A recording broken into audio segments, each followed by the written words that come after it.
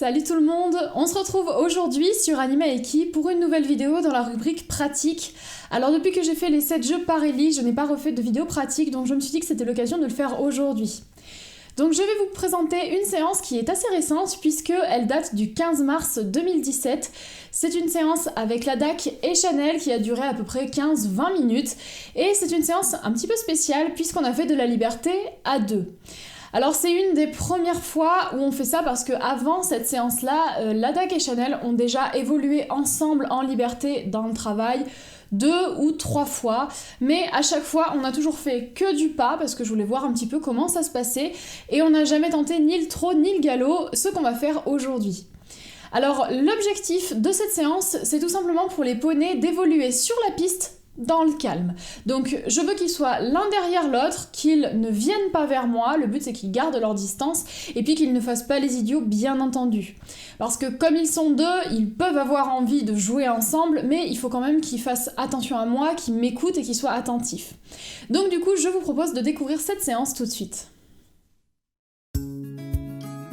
Donc nous voilà avec la DAC et Chanel pour cette séance de liberté dans le rond de longe.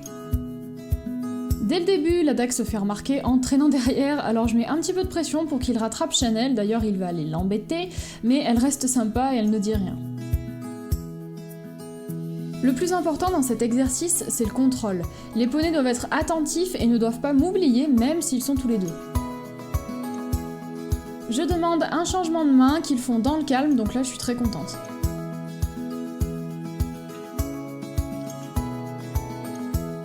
Pour ce qui est de l'ordre, le mieux c'est lorsque Chanel est devant parce qu'elle est plus mûre, elle a plus de travail et de toute façon elle préfère mener.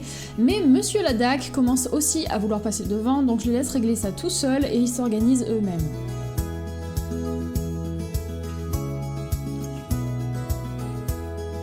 Ici, Chanel en a marre d'être derrière, alors elle va doubler son frère et reprendre la tête. Je les laisse se doubler comme ils veulent, mais je veille à faire des changements de main réguliers pour reprendre le contrôle de leurs pieds. Ils doivent comprendre que même s'ils travaillent tous les deux, c'est moi qui reste la plus importante à écouter, ils doivent pas m'oublier sous prétexte qu'il y a l'effet de groupe. Concernant l'allure, je m'en fiche un petit peu, c'est surtout leur attitude qui m'intéresse. Je veux pas qu'ils précipitent et je veux pas qu'ils prennent la main. Donc l'important c'est qu'ils soient en avant, loin de moi. Je demande à nouveau un changement de main, on voit d'ailleurs que Chanel s'exécute tout de suite pour aller plus vite que la DAC et lui passer devant. Côté position, je me place surtout par rapport au poney qui ferme la marche et je me sers beaucoup de ma main libre pour clarifier ce que je demande. De cette manière, le poney en première position n'est jamais perdu et mon langage corporel est clair pour les deux. En faisant mine de se rapprocher de moi, la DAC a repris la tête, donc je vais mettre plus de pression pour retrouver un mouvement en avant digne de ce nom et leur rappeler le respect des distances.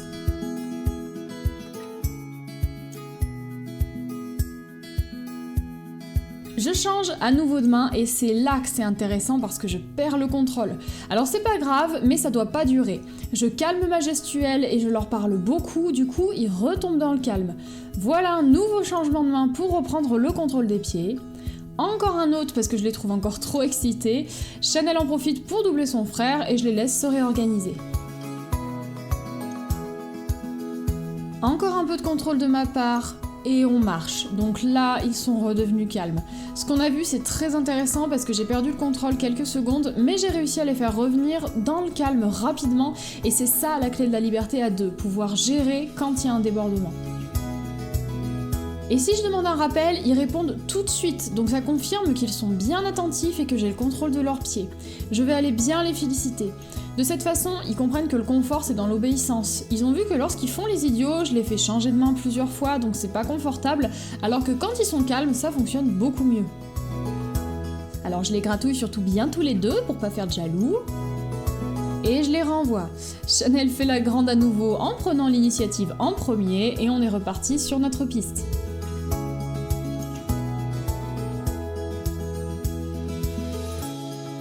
Je vais tester à nouveau un rappel qu'on voit mieux cette fois et les poneys écoutent bien. À nouveau, je récompense, je me décontracte et je ne demande rien.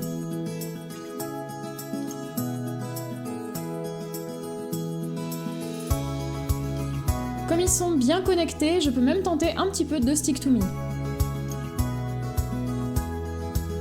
Ici, la DAC traîne à nouveau, alors je demande à Chanel de ne pas bouger avec ma voix pendant que je demande à la DAC d'avancer. Lorsqu'il la rattrape, on peut se remettre en avant. Je dois bien faire attention à ma position parce que si je me mets trop en avant, je vais bloquer la DAC qui risque de s'arrêter ou de faire demi-tour. Donc pour bien les contrôler tous les deux, mon corps doit être positionné suffisamment en arrière pour les pousser en avant. Je demande le pas à la voix. Alors la voix, je m'en sers énormément, surtout dans ce genre d'exercice, parce que comme ils sont deux, je dois pouvoir m'adresser à l'un ou à l'autre individuellement, et ma voix m'aide beaucoup à faire ça. Donc ils doivent connaître leur prénom, c'est indispensable. Ici par exemple, je dis le prénom de la DAC et je lui demande d'avancer, donc il va rattraper sa sœur, il va même en profiter pour passer devant, et elle est pas contente qu'il la double.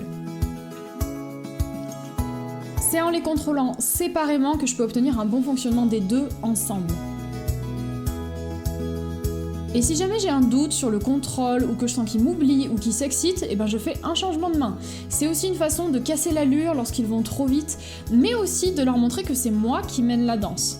Et quand je leur demande, j'ai aucun souci, donc les règles sont bien établies. Lorsqu'ils se rapprochent trop de moi, je leur demande de s'éloigner. Ici, Chanel fait un petit règlement de compte parce qu'elle en a marre d'être derrière, donc c'est l'occasion de refaire un changement de main.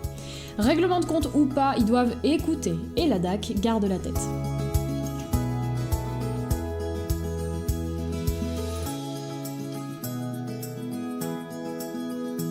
Je fais un ramené, ça fonctionne bien, ils sont calmes, alors je vais récompenser en gratouillant.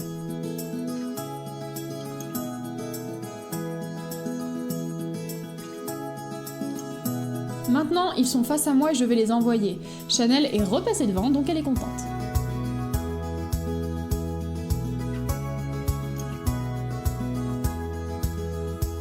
Mais la DAC lui pique la place à nouveau, alors elle secoue la tête parce qu'elle est contrariée.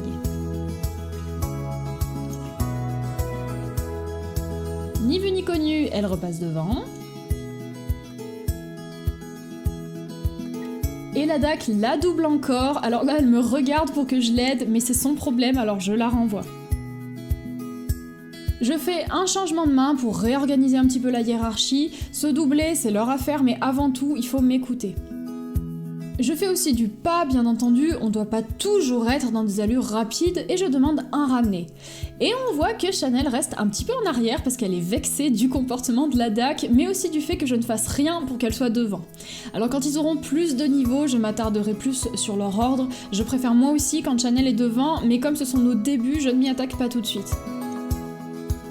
On repart et cette fois Madame est devant, alors tout va bien, la DAC en oublie même de la suivre, alors je suis un petit peu plus ferme et il prend le bon chemin. Ici, ils se séparent alors je vais devoir les rassembler. C'est de Chanel dont je m'occupe parce que c'est elle qui a tourné au mauvais endroit. Je ramène un petit peu la DAC pour qu'il ne passe pas dans mon dos et moi je m'occupe de sa sœur. Je demande à la DAC d'attendre avec ma main libre et surtout avec ma voix, et avec mon stick et le reste de mon corps, je demande à Chanel d'avancer. Maintenant qu'ils sont proches, on peut repartir. Ici, ils sont plus attentifs, alors petit carambolage stupide, Chanel se vexe et elle montre qu'elle est pas contente, donc c'est l'occasion de faire n'importe quoi pour les poneys, mais je demande le calme. Le but c'est pas de faire les fous, donc un petit changement de main et ça rentre dans l'ordre, même si la DAC persiste à vouloir être en tête.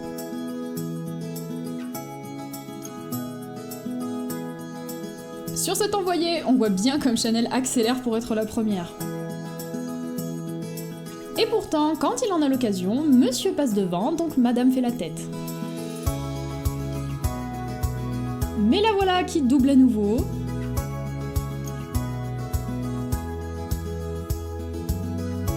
Les soucis de règlement de compte et d'ordre, ça vient du fait qu'ils n'ont pas encore l'habitude de travailler ensemble en même temps, c'est assez nouveau, et comme ils ont chacun du caractère, ils doivent apprendre à s'organiser quand on est tous les trois.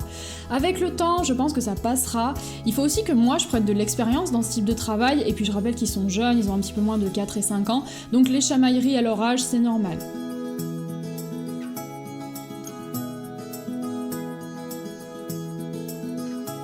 Pour moi, l'objectif d'une séance comme ça, c'est justement de regarder s'il y a des débordements et quand il y en a, comment je les gère.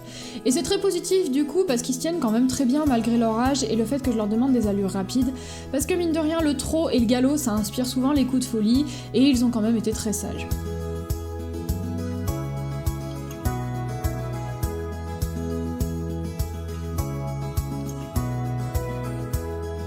Je gratouille un peu.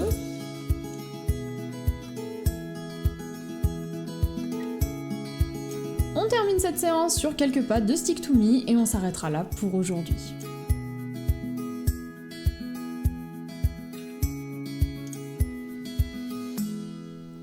La liberté à deux, personnellement, je trouve que c'est vraiment un exercice super intéressant parce que ça apprend énormément de choses.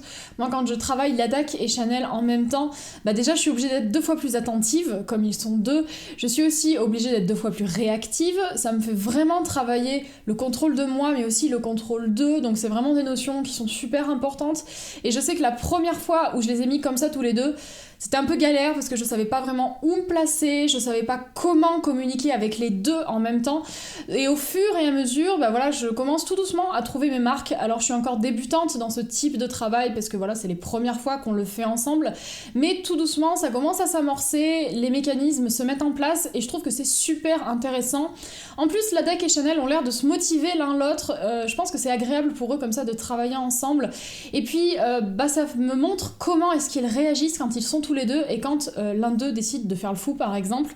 Et ça c'est le genre de choses que j'aime voir par exemple pour après quand ils seront plus grands les emmener en balade tous les deux en même temps parce que je saurai déjà quand il y en a un qui réagit comment l'autre fait et je trouve ça super intéressant. Si vous avez envie de tenter ce type d'exercice, soyez sûr d'avoir le niveau parce que c'est quand même assez délicat.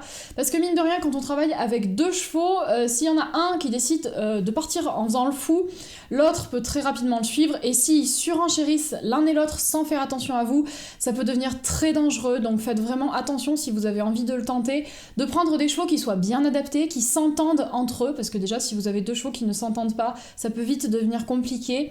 Et faites attention, à bien avoir le contrôle, à être sûr que vous pouvez maîtriser les choses parce que c'est quand même très très important pour ce type d'exercice.